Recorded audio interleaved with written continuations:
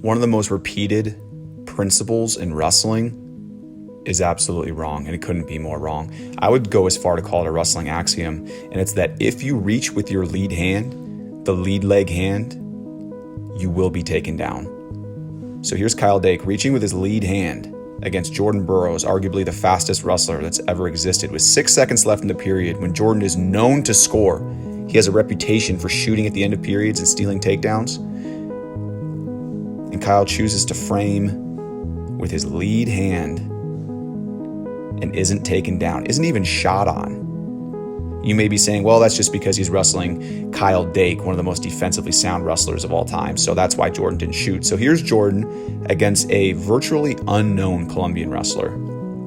This guy has no reputation on the world stage and actually sets a record for lead hand reaches against Jordan Burroughs. I've never seen an opponent of Jordan's reach so many times with their lead hand, and not once is he taken down off of it. Jordan reaches with his lead hand as well. It's time to start thinking of the lead hand reach or post as an asset and not a liability. The technique that is taught is that it's only safe to reach with your backhand and then make contact with your lead hand. Only when you've established contact with your backhand first is it safe to reach with your lead hand. And here we see the opposite at the highest levels across multiple eras and skill levels. It doesn't mean you can't be taken down if you reach with your lead hand. You definitely can. But it's not what hand you reach with, it's what you do with it. This is one of the most prime examples, Anthony Cassar versus Gable Stevenson for the Big Ten Championship. So throughout their entire match, you see this exact scenario. Every time Anthony goes to create a collar tie, Gable pummels inside for an inside collar tie. Now, Anthony tries to clear this in a couple different ways. He tries to shrug it off. He tries to create, he uses his adjacent hand to reach up to the wrist and try to make a baseball tie with that to clear it. He's having a hard time with it. But in the final moments of their match, since he knows this is Gable's reaction, he reaches with his lead hand. Gable, like he's done the entire match, reaches with his backhand to create an inside collar tie. And at this exact moment, Anthony level changes for a double. Gable sprawls. Cassar switches off to a single and finishes clean. We see this in other martial arts. We see this in BJJ all the time, often uses sort of like a jab to the shoulder and palming the face, disrupting our opponent's rhythm entirely, keeping them up and off of us.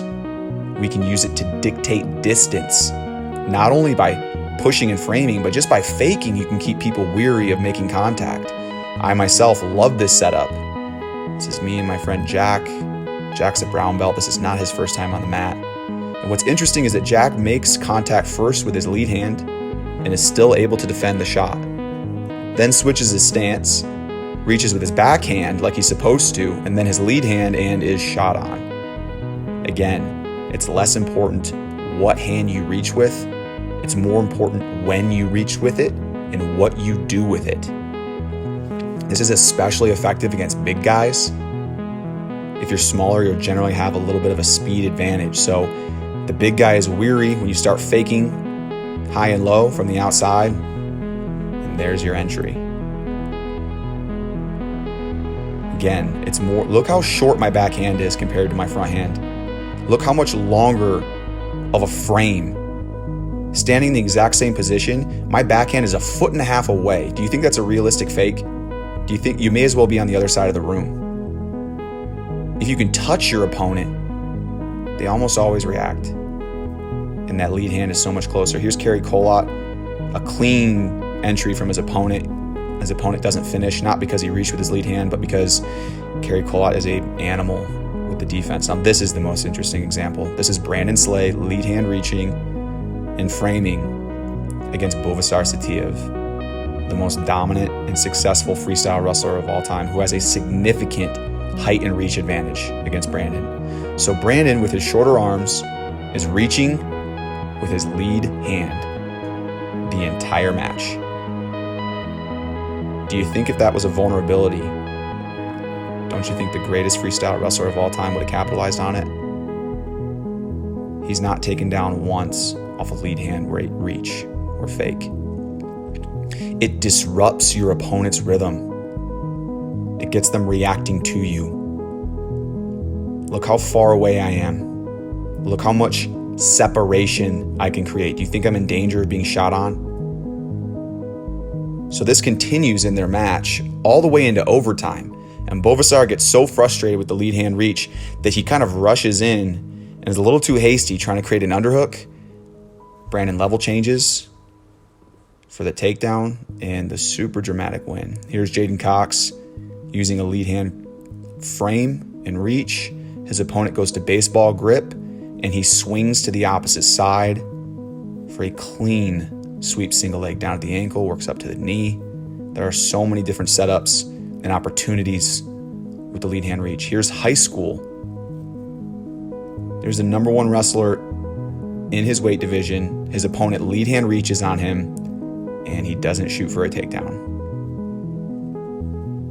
So here we see it across multiple eras and multiple age groups and using it successfully. Here's Kyle Snyder using it as a part of his push-out technique.